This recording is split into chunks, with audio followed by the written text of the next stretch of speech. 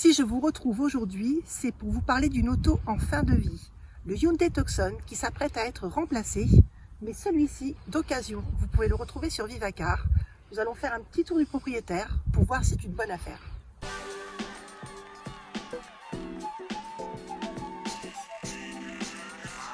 Le Hyundai Tucson est le modèle le plus vendu en France du constructeur coréen.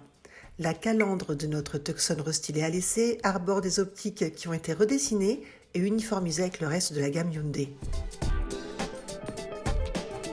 À bord, un peu plus de fantaisie qu'auparavant, même si ce n'est pas pour le fun que vous vous tournerez vers lui. En plus de l'écran en surplomb au sommet de la console centrale, les nouveautés concernent les équipements de sécurité comme le freinage d'urgence autonome de série et l'aide au maintien de fil. Aux places arrière, rien ne change.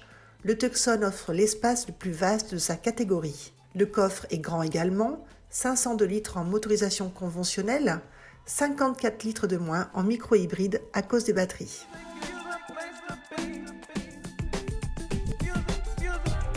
Pourquoi ce Tucson est-il un bon plan?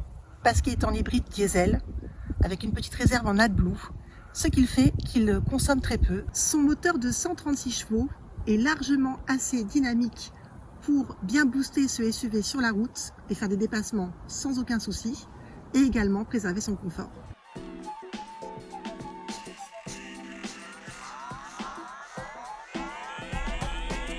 En plus de son dynamisme, ce Tucson bénéficie d'une belle habitabilité à l'arrière comme à l'avant et également d'une position de conduite en hauteur qui permet de dominer évidemment la situation, la route. C'est très agréable.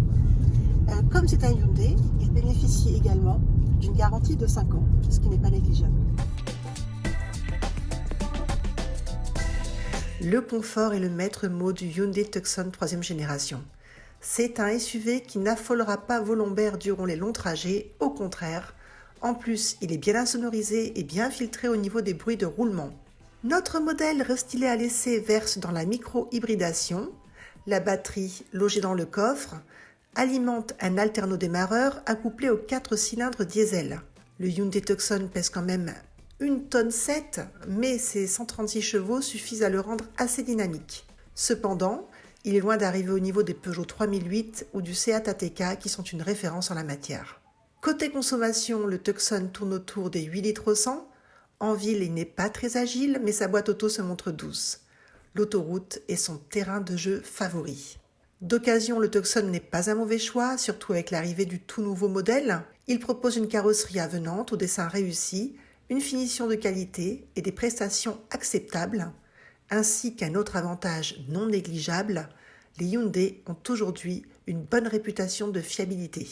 Un Tucson à retrouver sur le site Vivacar d'occasion.